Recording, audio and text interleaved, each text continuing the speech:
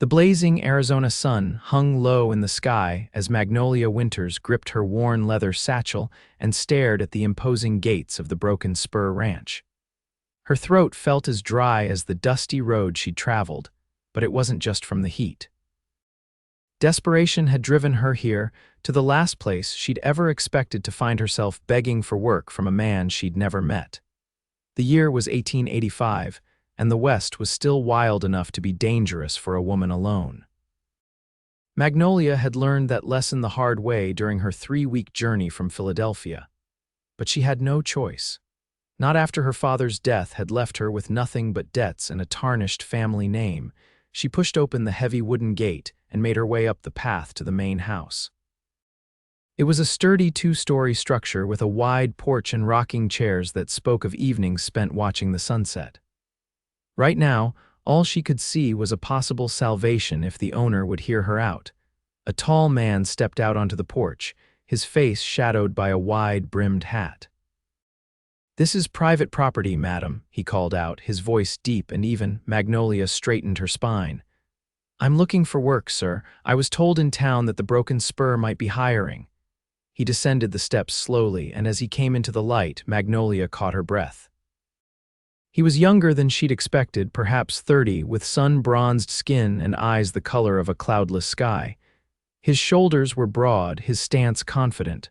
"Preston Blackwood," he said, tipping his hat slightly. "I own this ranch."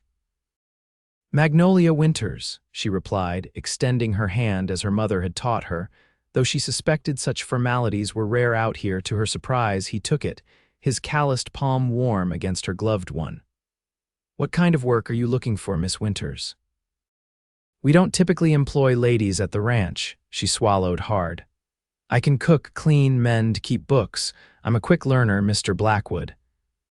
He studied her for a long moment, taking in her travel-stained but clearly once fine dress, the determined set of her jaw, the spark of intelligence in her hazel eyes.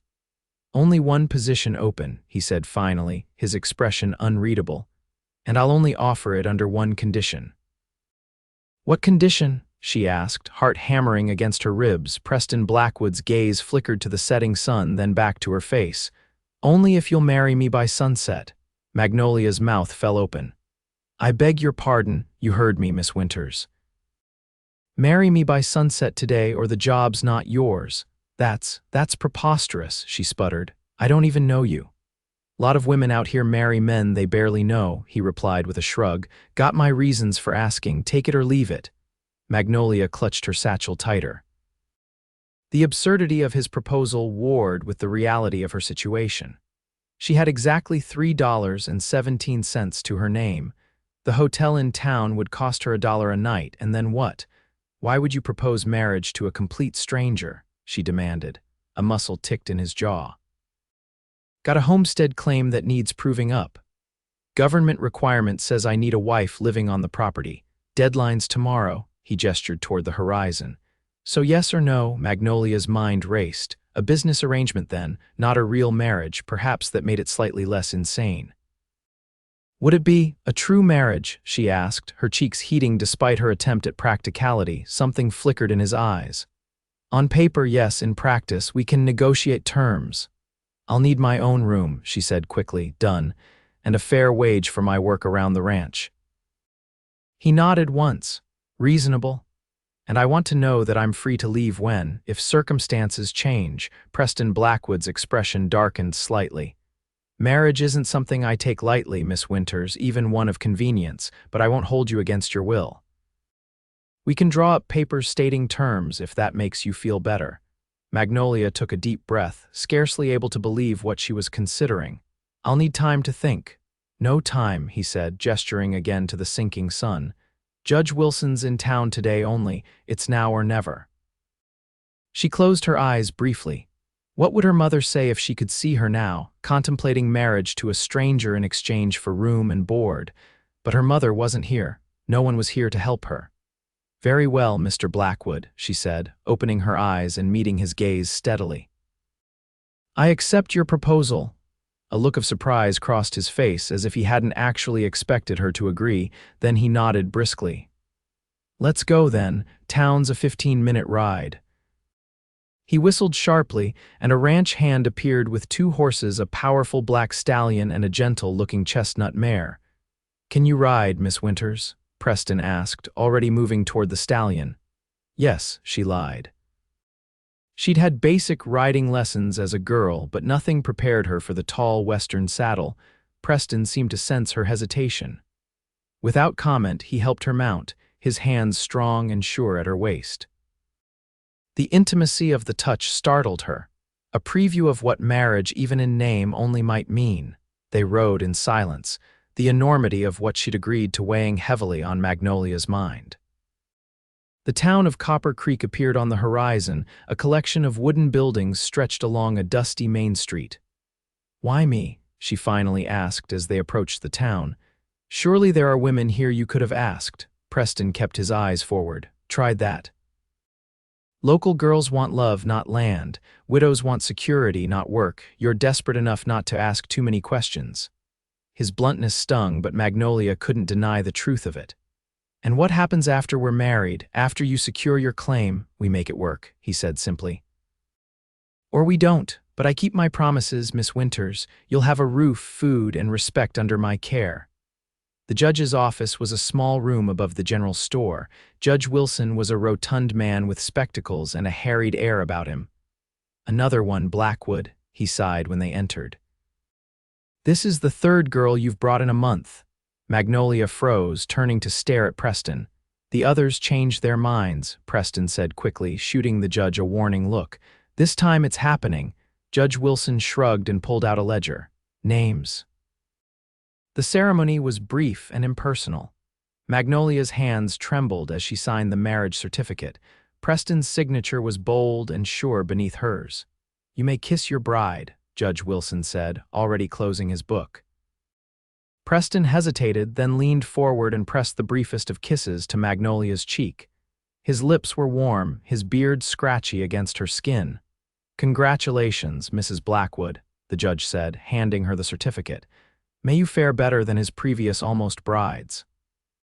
Outside, the sun was a fiery ball touching the horizon.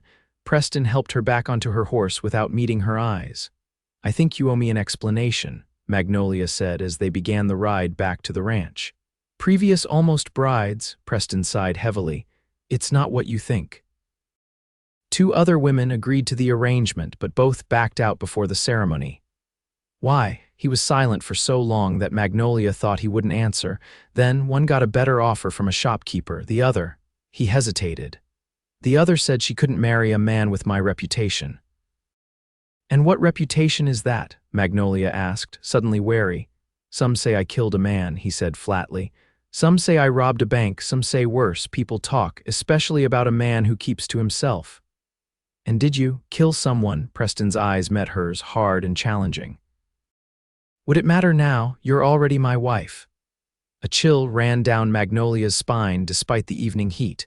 What had she done, for what it's worth? He added after a moment. "No, I never killed anyone who wasn't trying to kill me first, and that was years ago during the war." The ranch came into view as dusk settled over the land. Lights glowed in the windows of the main house and the bunkhouse where the ranch hands stayed. "I should warn you," Preston said as they approached. "My foreman, Mike, won't take kindly to this arrangement. He thinks I'm a fool for trying to hold onto the north pasture." "Is that where the homestead is?" "The north pasture," Preston nodded. 160 acres of the best grazing land in the territory.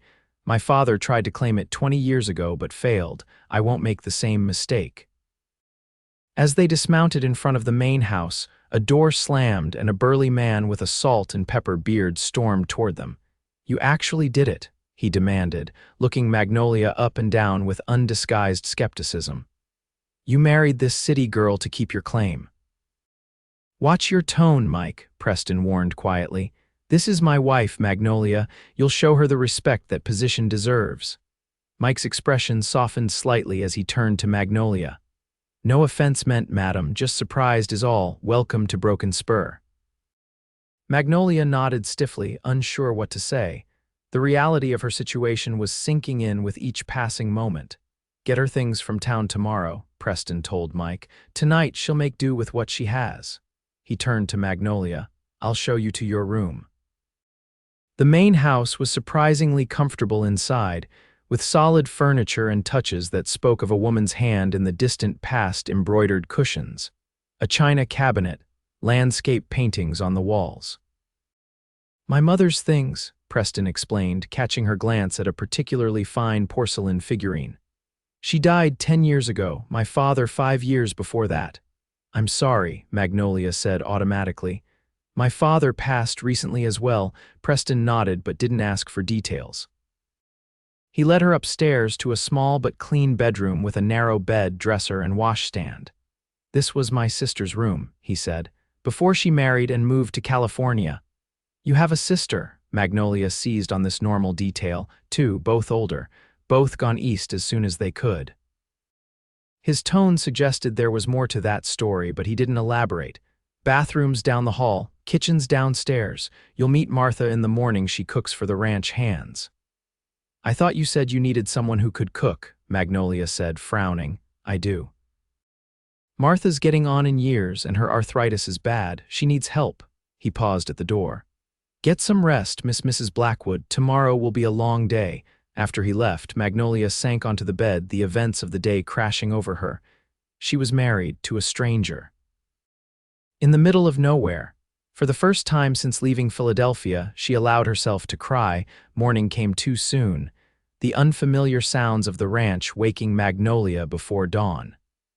She dressed quickly in one of her 2 remaining dresses, wishing desperately for more practical clothing. The kitchen was already busy when she made her way downstairs. An elderly woman with gnarled hands was kneading bread dough at a large table. "You must be the new Mrs. Blackwood," the woman said without looking up. "I'm Martha." About time that boy found himself a wife, though I'll admit I'm surprised by his choice. We're not," Magnolia stammered, then sighed. "It's complicated." Martha looked up then, her faded blue eyes sharp with understanding. "Always is, child. But you're here now, and that's what matters. You know how to make biscuits?" "Yes, but good. Start on those. Men will be in for breakfast in an hour." Thrown into work without further explanation, Magnolia found herself falling into a rhythm alongside Martha. The older woman was brusque but patient, showing Magnolia where everything was kept and explaining the daily routine. "Feed the hands at sunrise and sunset," Martha explained. "Preston takes coffee in his study at 6, breakfast whenever he comes in from morning chores. Likes his eggs over easy, bacon crisp, coffee strong." "Does he have any other preferences I should know about?" Magnolia asked, trying to sound casual. Martha gave her a knowing look. "He's a good man, Mrs. Blackwood, keeps to himself, works hard, treats his people fair. Whatever arrangement you two have made, I suggest you give him a chance before you make up your mind about him." Before Magnolia could respond, the back door opened and Preston himself walked in. He'd clearly been working already, his shirt sleeves rolled up to reveal muscular forearms dusted with dark hair. "Morning," he said, nodding to both women. His eyes lingered on Magnolia for a moment. "Sleep well?" "Well enough, thank you," she replied formally. An awkward silence fell. Martha broke it by shoving a cup of coffee into Preston's hands. "Go on with you. Your breakfast will be ready when you are." After he left, Magnolia asked the question that had been bothering her since the previous evening. "Martha, what do you know about Preston's reputation in town?" Martha's hands stilled on the dough. "People talk, child, especially about a man who came back from the war changed, who keeps to himself, who turned down the attentions of every eligible woman in the county. But is any of it true, the things they say? Some, maybe, not in the way they mean it." Martha resumed kneading. Preston Blackwood fought for the Union, came home to find his father dying and the ranch in debt. He's worked every day since to keep this place going, to build something his father could be proud of. If that makes him hard, well, life out here is hard. The ranch hands began filing in for breakfast soon after, eyeing Magnolia with curiosity but respectful distance. Mike, the foreman from the previous evening, gave her a gruff nod. "Mrs. Blackwood," he acknowledged. "Preston wants to see you in his study when you're done here." Magnolia found Preston in a small room off the main parlor, bent over account books. He looked up when she entered, gesturing for her to sit. we need to discuss terms," he said without preamble. "As my wife, you're entitled to certain considerations." "Such as?" Magnolia asked, sitting stiffly in the chair across from him. "A monthly allowance for personal items. Access to the ranch accounts for household expenses. Your own horse if you can ride." "I can learn," she said. She hesitated, then added, "I was good with my father's accounts." "I could help with the books if you'd like." Interest flickered in his eyes. "What did your father do?" "He was a merchant. Import and export mainly." She didn't add that his business had failed spectacularly, leaving her penniless. Preston seemed to consider this. "Show me what you can do." He pushed the ledger toward her. Magnolia studied the neat columns of figures. "Your cattle operation is profitable, but you're spending too much on grain, and these figures for the bunkhouse supplies seem high." Preston's eyebrows rose. "Go on." For the next hour, they went through the accounts together. Magnolia pointed out areas where costs could be cut, while Preston explained the realities of running a ranch in this part of the territory. "Water's always the issue," he explained, showing her a rough map. "The North Pasture has the best access to the creek. That's why it's worth fighting for." "And that's where the homestead is, the one we're married for," he nodded. "Government says I have to build a dwelling and live there with my family for 5 years to prove the claim. We'll ride out there tomorrow so you can see it." As they worked, Magnolia found herself relaxing slightly. Whatever else Preston Blackwood might be, he was clearly intelligent and knew his business. "You surprise me, Mrs. Blackwood," he said finally, closing the ledger. "Most women wouldn't take an interest in ranch finances." "Most women wouldn't marry a stranger for a job," she replied dryly, the corner of his mouth lifted in what might have been the beginning of a smile. "Fair point." He stood. "I need to check on the new calves. Would you like to come along?" "See more of the ranch." Surprised by the invitation, Magnolia agreed. Outside, Preston helped her mount a gentle mare named Daisy. "She's yours," he said, adjusting the stirrups for her. "Every rancher's wife needs her own horse." The gesture, unexpected and thoughtful, caught Magnolia off guard. "Thank you," she said softly. They rode through rolling grasslands dotted with cattle, Preston pointing out landmarks and explaining the operation of the ranch. Despite her limited riding experience, Magnolia found herself enjoying the outing, the open sky and vast landscape so different from Philadelphia's crowded streets. "Over there," Preston said, pointing to a distant ridge. "That's the edge of the North Pasture. The homestead's about 2 miles beyond." "It's beautiful," Magnolia admitted. "I can see why you want to keep it." "It's more than that," he said quietly. "It's what my father always wanted, what he died trying to achieve." "Tell me about him," Magnolia said, genuinely interested. Preston was silent for a moment, as if gathering his thoughts. "He came west in '49, not for gold but for land. Met my mother in San Francisco, brought her here to build a life. He worked himself to death trying to make this ranch successful." His jaw tightened. The North Pasture was his dream. "He filed the claim 3 times, but something always went wrong, paperwork lost, surveyors bribed, deadlines missed." "And now you're determined to succeed where he failed," Magnolia guessed. "I owe him that much." Preston's gaze was fixed on the distant ridge. "The last time he tried, he built a cabin, moved us all out there. We lived on that land for 2 years before a fire destroyed the cabin and most of our proof of residence. He never recovered from that setback." Magnolia was beginning to understand the man beside her a little better. "So this marriage is practical," he finished. "The government wants families settling the land, not single men. With a wife living on the property, my claim is much stronger." "And if we hadn't married yesterday, what would have happened to your claim?" "I had until today to prove up or lose it," he said grimly. "Someone else has been trying to file on the same parcel, man named Harlan Bates. He's got connections in the land office." "And who is this Harlan Bates?" Preston's expression darkened. "Cattle baron from Texas. Wants to control all the water rights in the county.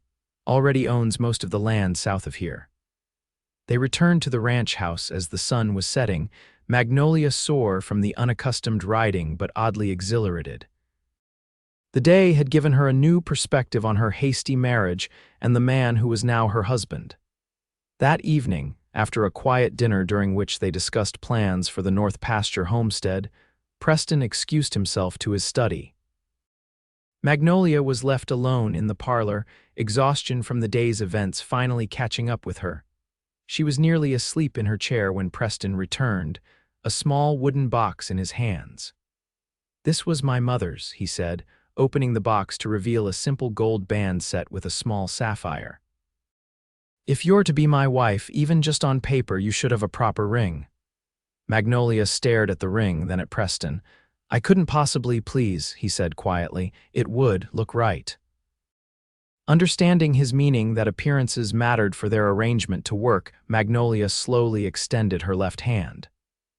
Preston carefully slid the ring onto her finger. It fit surprisingly well. "Thank you," she whispered, unexpectedly touched by the gesture.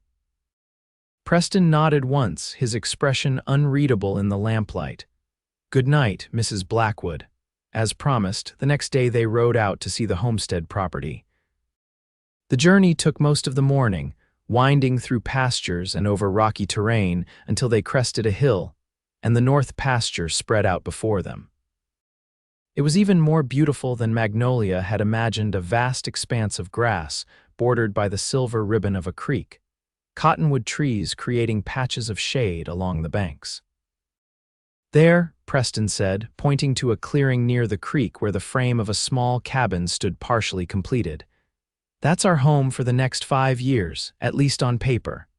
"You've already started building," Magnolia observed, "been working on it for months." "Should be finished before winter." He dismounted and helped her down from her horse. "Come see." The cabin was simple but well constructed, with 2 rooms and a stone fireplace. Preston showed her where the kitchen would be, the sleeping area, the porch that would face the creek. "It's smaller than the main house," he said, almost apologetically, "but it meets the government requirements." "It's lovely," Magnolia said honestly. Will we really need to live here?" Preston leaned against a support beam. "Not full-time. We need to establish residence, make improvements to the land. Weekend trips at first, then longer stays as the seasons permit." As they explored the property, Preston pointed out the boundaries, the best grazing areas, the places where the creek ran deepest. His knowledge of the land was intimate, his passion for it obvious. "You really love this place," Magnolia said as they sat by the creek, eating the lunch Martha had packed for them. "It's in my blood," he replied simply. "What about you? What did you love in Philadelphia?" The question caught her off guard. It was the first time he'd asked about her past. "Books," she said after a moment. "My father's library was extensive, and music. I played the piano." "We have a piano," Preston said. "At the main house. It was my mother's. No one's played it in years." Magnolia's eyes lit up. "Really? I'll show you when we get back." He hesitated, then asked, "Why did you leave Philadelphia, Magnolia? What brought you all the way out here?" She looked away, unsure how much to reveal. "My father died in debt. The creditors took everything. I had no other family, no prospects." She gave a small, bitter laugh. "I saw an advertisement in a newspaper about opportunities in the West. It seemed like my only option." Preston was quiet for a moment. "I'm sorry about your father." "Thank you." She looked up at him. "I know our marriage is just an arrangement, but I want you to know that I intend to work hard, to earn my keep." "Never doubted that," he said, studying her with those piercing blue eyes. "You're not the kind to take the easy path. If you were, you'd have married one of those Philadelphia gentlemen before your father's business failed." Magnolia stiffened. "How did you know his business failed, the way you talk about it, the fact that you're here?" His expression softened slightly. "I don't judge you for it, Magnolia. We all do what we must to survive." On the ride back to the main ranch, they took a different route, climbing higher into the foothills. Preston wanted to show her a particular view, he said, one that his father had loved. The vista, when they reached it, was breathtaking. The entire valley spread out below them, the ranch buildings tiny in the distance, the setting sun painting everything in gold and amber. "It's magnificent," Magnolia breathed. Preston nodded, his eyes on the landscape. "This is what I'm fighting for, not just land, but a legacy, something that will last beyond me." In that moment, with the golden light on his face and the passion in his voice, Magnolia saw Preston Blackwood clearly for perhaps the first time, not as the stern, mysterious rancher who had proposed an outrageous bargain, but as a man with dreams and determination, trying to honor those who came before him. Something shifted inside her, a subtle realignment of her perspective. They rode home in companionable silence as dusk settled over the land. True to his word, Preston showed her the piano that evening, a beautiful rosewood instrument in a corner of the parlor. "It hasn't been tuned in years," he apologized as Magnolia ran her fingers over the yellowed keys. Despite its neglect, the piano had a warm, rich tone. Magnolia played a simple melody, muscle memory guiding her fingers. When she finished, she looked up to find Preston watching her with an expression she couldn't quite read. "You play beautifully," he said quietly. "I'm rusty," she demurred, "but thank you for letting me use it." "It's yours now," he said. "Everything here is yours as my wife." The words hung in the air between them, a reminder of their unusual situation. Magnolia felt her cheeks warm under his steady gaze. "I'll arrange for it to be tuned," he added, breaking the moment. "Good night, Magnolia." As the days passed, Magnolia fell into the rhythm of ranch life. She worked alongside Martha in the kitchen, learned to ride properly with Preston's patient guidance, and began to know the ranch hands by name. She even started keeping the account books, discovering a satisfaction in bringing order to the ranch's finances. Preston remained something of an enigma, courteous but reserved, hardworking but private. He treated her with unfailing respect, never presuming on their marital status, always giving her space and independence. Yet Magnolia found herself watching him when he wasn't looking, the way his hands moved with sure confidence, whether breaking a horse or mending a fence. The rare smile that transformed his serious face, the quiet authority he commanded without raising his voice. They began riding out to the homestead cabin every weekend, working together to complete the structure. Preston taught her how to lay floorboards and chink logs, tasks she would never have imagined herself doing in her previous life. "You're a natural," he said one afternoon as they finished a section of wall, "not afraid to get your hands dirty." "Philadelphia society would be shocked," she laughed, wiping sweat from her brow with a dusty hand. "Do you miss it?" he asked. "Society, I mean." Magnolia considered the question seriously.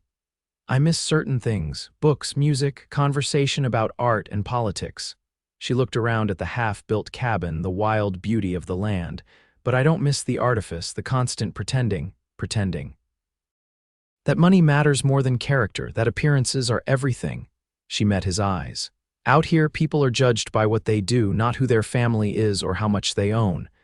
"Some would say I married you for what I could get," Preston pointed out, "the land, the claim." "And I married you for security," Magnolia returned.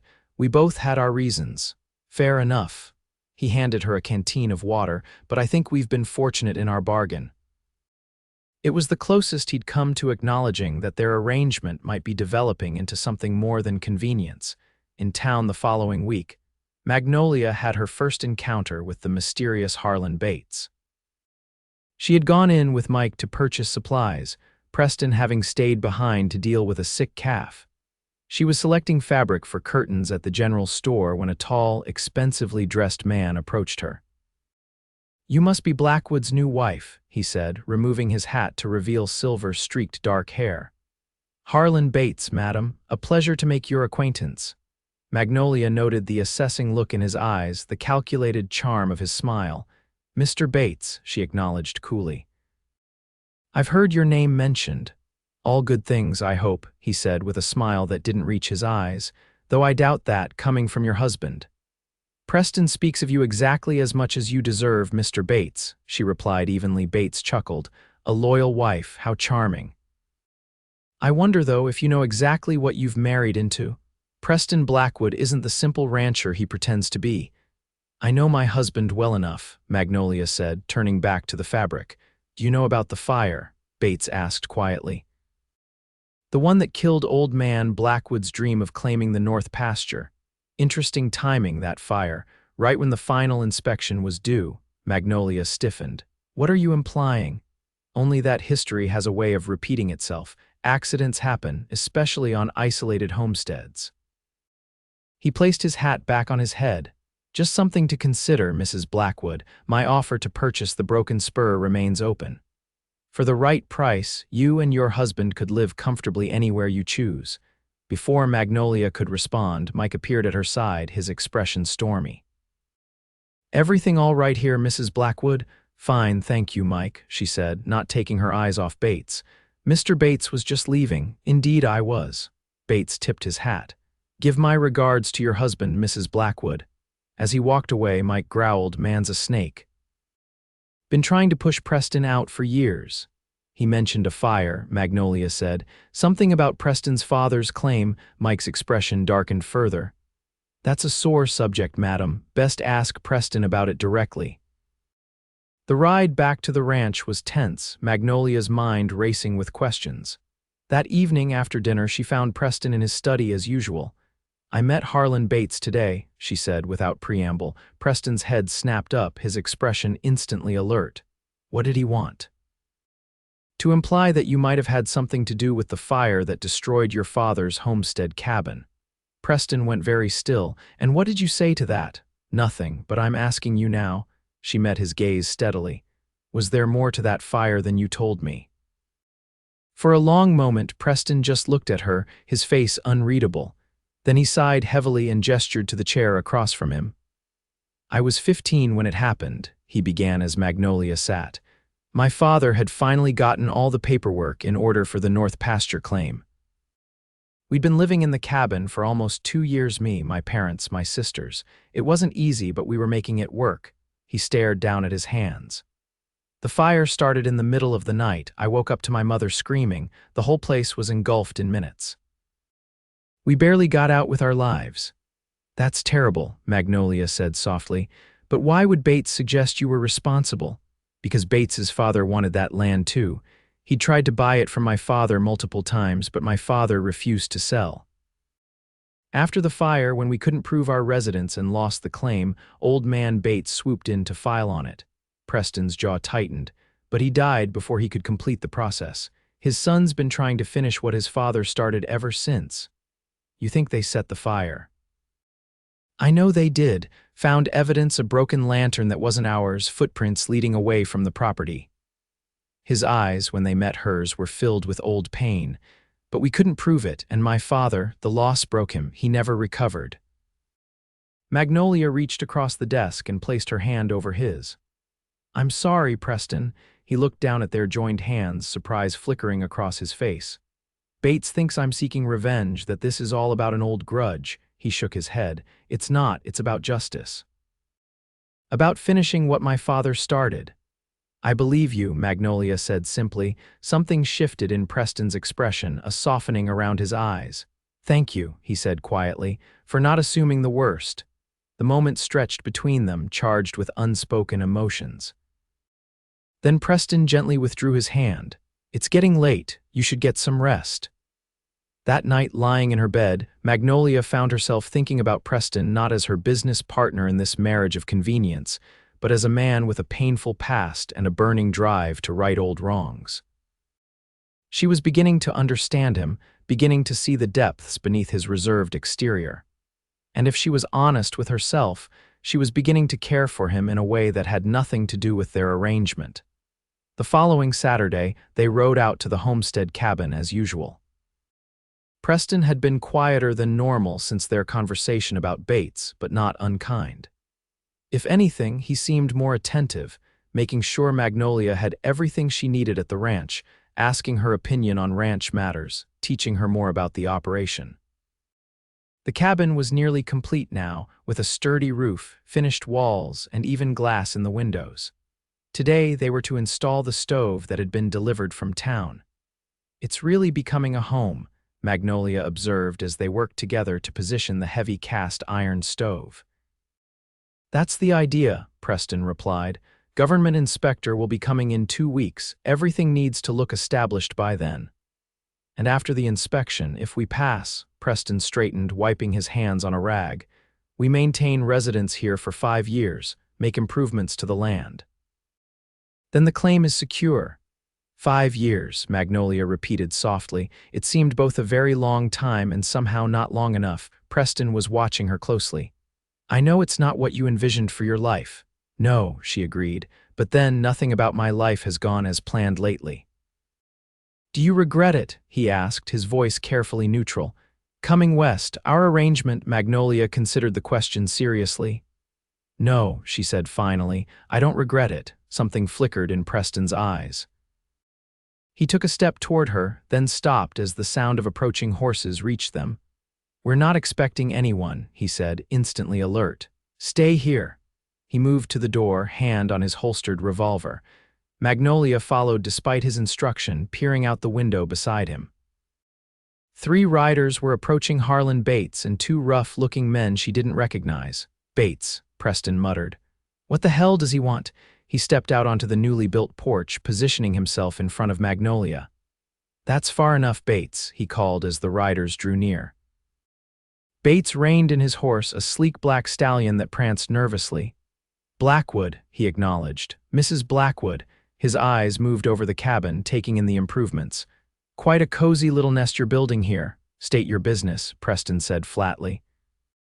Just being neighborly, Bates replied with a thin smile. Thought I'd see how your homestead claim is progressing. Inspector's coming soon, isn't he?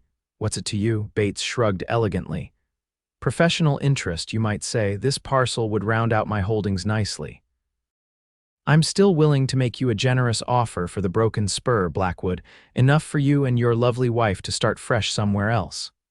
Not interested, Preston said. Never will be. Pity. Bates's smile disappeared. History has a way of repeating itself, as I mentioned to your wife.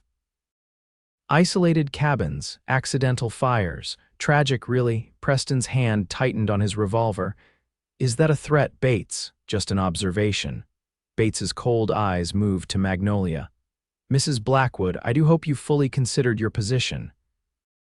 Your husband's obsession with this land has already cost his family dearly. Would be a shame if history repeated itself. Mr. Bates, Magnolia said, stepping forward to stand beside Preston, I think you'll find that the Blackwoods are not so easily intimidated. Not 20 years ago, and certainly not now. Surprise flickered across Bates's face, quickly masked. As you wish, madam, but remember my words when the time comes. He tipped his hat. Good day to you both. As they rode away, Preston turned to Magnolia. You shouldn't have confronted him like that. I wasn't going to stand by while he threatened us, she replied, her heart still racing from the encounter. Preston's expression was torn between admiration and concern. Bates is dangerous, Magnolia. He doesn't make idle threats. Neither do I, she said firmly. This is our land, Preston, our home. I won't be frightened away from it, our home.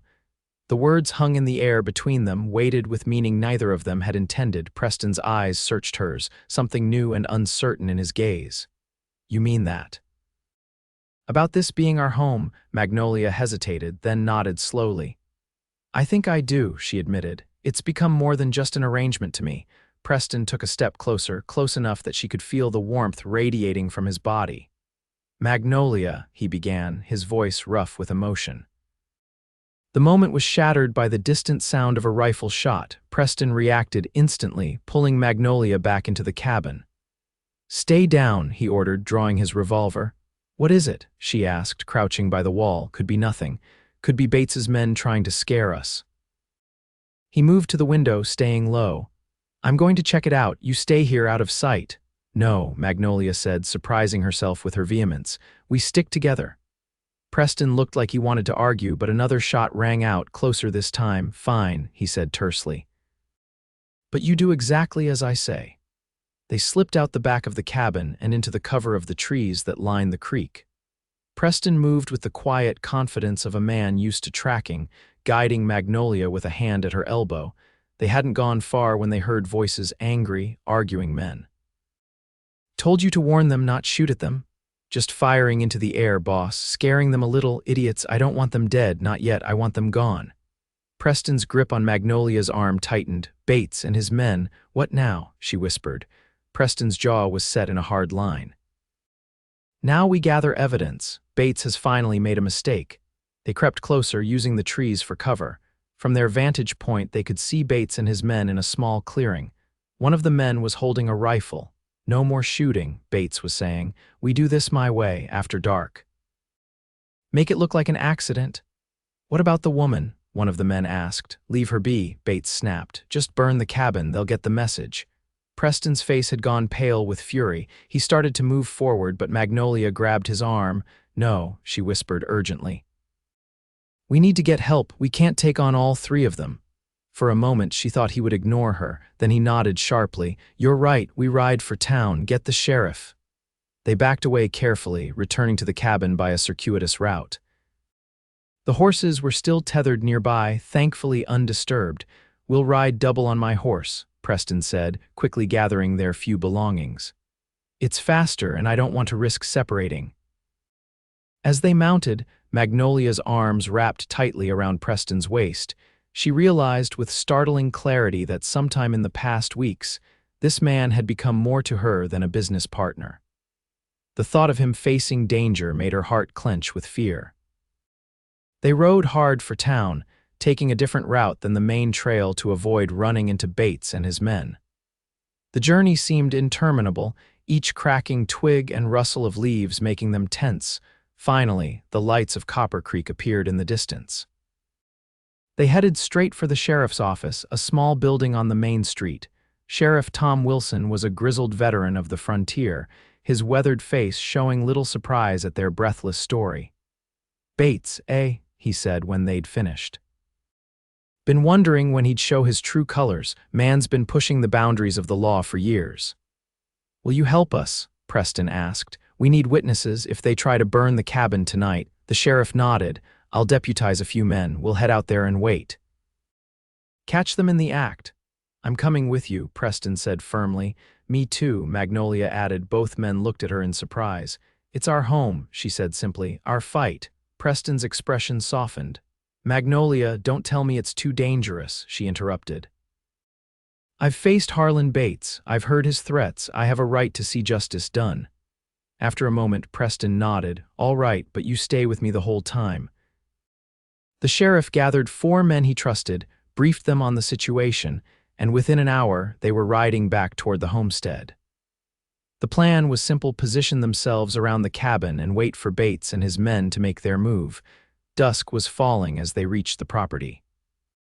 Everything looked peaceful, the cabin standing solid against the darkening sky. "No sign of them yet," the sheriff said quietly. "Good, gives us time to get in position." They tethered their horses in a hidden grove and approached the cabin on foot. The sheriff assigned positions, placing Preston and Magnolia inside the cabin itself.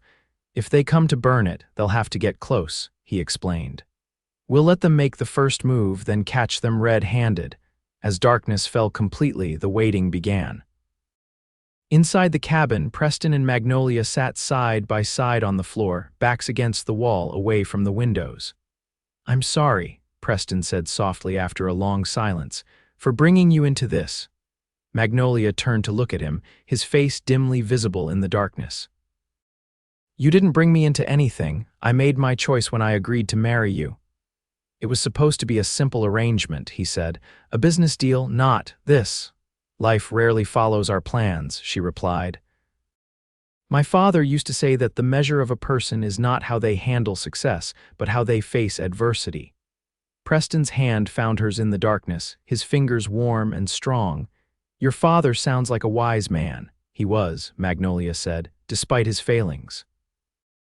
They sat in companionable silence, hands still joined, the tension of waiting tempered by the strange intimacy of the moment. "Magnolia," Preston said finally, his voice barely above a whisper. "If we get through this, if we secure the claim, I want you to know that you're free to go if you wish." "I'll make sure you're provided for," she turned to him, surprised. "Is that what you want, for me to leave?" In the dim light, she saw him shake his head slowly. "No," he admitted, "it's not what I want at all." Before she could respond, a soft whistle came from outside the sheriff's signal. Someone was approaching. Preston squeezed her hand once, then let go, moving silently to peer out the window. Magnolia joined him, heart pounding. 3 shadowy figures were moving toward the cabin from the direction of the creek. Even in the darkness, the tall, straight bearing of Harlan Bates was unmistakable. "They're coming," Preston whispered. "Stay down." The men approached cautiously, stopping just short of the cabin. In the stillness of the night, their voices carried clearly. "No lights," Bates was saying. "Looks like they've gone back to town." "Lucky for us," one of his men replied. "Makes our job easier." "Remember, make it look like an accident," Bates instructed. "A lantern tipped over maybe, nothing that can be traced back to us. And if they come back while we're doing it." There was a pause. "Then you make sure they don't interfere," Bates said coldly. "Permanently." Magnolia felt a chill run down her spine. Preston's hand found hers again, squeezing reassuringly. The men moved closer, one of them carrying what looked like a can of kerosene. They were almost at the porch steps when the sheriff's voice rang out. "That's far enough, Bates. You're under arrest." Chaos erupted. Bates's men drew their weapons, firing blindly into the darkness. The sheriff and his deputies returned fire. Preston pushed Magnolia to the floor, covering her body with his own as bullets thudded into the cabin walls. "Stay down," he ordered, drawing his own revolver. The gunfight was brief but intense. When it ended, one of Bates's men lay wounded on the ground, the other had fled, and Bates himself was being held at gunpoint by the sheriff. "It's over, Bates," the sheriff was saying as Preston and Magnolia cautiously emerged from the cabin. "Attempted arson, attempted murder. You'll be going away for a long time," Bates's cold eyes fixed on Preston. "This isn't over, Blackwood, not by a long shot." "Yes, it is," Preston replied evenly. "Your father tried to steal this land 20 years ago. You tried tonight. Both of you failed." As the sheriff and his men led Bates away, Magnolia found herself trembling with delayed reaction. Preston's arm came around her shoulders, steadying her. "Are you all right?" he asked, his voice gentle with concern. She nodded, leaning into his strength. "Yes, just processing everything." They stood together in the moonlight, the cabin behind them damaged but still standing, like the beginning of something that might last. "What you said before," Magnolia began hesitantly, "about me being free to go when this is over." Preston's arm tightened slightly around her. "Yes." She looked up at him, finding the courage to say what she'd only recently admitted to herself. "I don't want to go, Preston, not anymore." His eyes searched hers, hope and uncertainty warring in their blue depths. "Why?" "Because this isn't just an arrangement to me anymore," she said softly. "Because somewhere along the way I started to care for you, to see the man behind the stern rancher who offered me a bargain." Preston's free hand came up to touch her cheek, his calloused fingers gentle against her skin. "I never expected you," he said, his voice rough with emotion. "Never expected to find someone who would stand beside me, fight for this land as if it were her own." "It is my own," Magnolia replied. "You made it mine when you married me." "I married you for convenience," he acknowledged, "but I find myself wanting more than that now." "What do you want, Preston?" she asked, her heart beating wildly. "A real marriage," he said simply. "With you, if you'll have me." Instead of answering with words, Magnolia rose on her tiptoes and pressed her lips to his. The kiss was tentative at first, then deepened as Preston's arms came around her, pulling her close against him. When they finally broke apart, both breathless, Preston rested his forehead against hers. "Is that a yes?" he asked, a smile in his voice. "Yes," Magnolia whispered. "That's a yes." 2 weeks later, the government inspector arrived to examine the homestead claim. The cabin had been repaired, the bullet holes plastered over, and new furniture added to make it truly habitable. Magnolia had sewn curtains for the windows and planted the beginnings of a garden. The inspector, a methodical man with a clipboard and many questions, seemed satisfied with what he saw. "Living here full-time, are you?" he asked Preston as they stood on the porch. "As much as the ranch allows," Preston replied honestly. "My wife and I split our time between here and the main ranch house." The inspector nodded, making notes. "Improvements to the land." Preston showed him the fencing they'd begun, the cleared areas for planting, the plans for expanding the cabin as their family grew. "Family, eh?" the inspector said, glancing at Magnolia. "Planning on children?" Magnolia felt her cheeks warm. "Yes," she said, meeting Preston's eyes. "We are." It wasn't something they'd discussed explicitly, But in the past 2 weeks, as their marriage had transformed from a business arrangement into a real partnership, the future had begun to take shape in both their minds. "Well, everything seems to be in order," the inspector said finally. "I'll file my report recommending approval of your claim. Barring any complications, the North Pasture will be officially recognized as Blackwood property in 5 years' time, assuming you maintain residence and continue improvements." "We will," Preston said firmly, his hand finding Magnolia's. That evening, as they prepared to ride back to the main ranch, Magnolia took one last look at the cabin. It was still rough around the edges, still a work in progress much like their marriage. "What are you thinking?" Preston asked, coming to stand beside her. "That I never expected to find a home here," she said honestly. "When I left Philadelphia, I thought I was leaving everything behind. I never imagined I might find something better." Preston's arms came around her waist, pulling her back against his chest. "Is it better?" "This hard life, this wild country," Magnolia leaned into him, feeling the solid strength of him at her back. "It is with you," she said simply. "We make it better together." He turned her in his arms, his expression serious. "I love you, Magnolia Blackwood. Not for the convenience, not for the claim, but for who you are, for the courage that brought you west, for the strength that keeps you fighting, for the heart that somehow found room for me." Tears pricked at Magnolia's eyes. "I love you too," she whispered. "My cowboy who offered me a job only if I'd marry him by sunset." Preston laughed, the sound rich and free in a way she'd never heard before. "Best bargain I ever made," he said, before lowering his lips to hers. As the sun set over the North Pasture, painting the land in gold and promise, Magnolia knew that what had begun as desperation had transformed into something precious and rare, a love as vast and enduring as the western sky, a home built not just of timber and nails, but of shared dreams and joined hearts. 5 years later, Preston stood on the porch of the homestead cabin, watching as their 3-year-old son, Paul, chased butterflies in the garden Magnolia had cultivated into a riot of color and fragrance. The North Pasture stretched out before him, officially Blackwood land at last, the deed secured in the county records office just that morning. "Thinking deep thoughts?" Magnolia asked, coming to stand beside him, their infant daughter cradled in her arms. "Thinking about how much has changed," he replied, putting his arm around her. "5 years ago, you rode into my life asking for a job, and I made the most outrageous proposal of my life. And I accepted," she laughed. "What does that say about me?"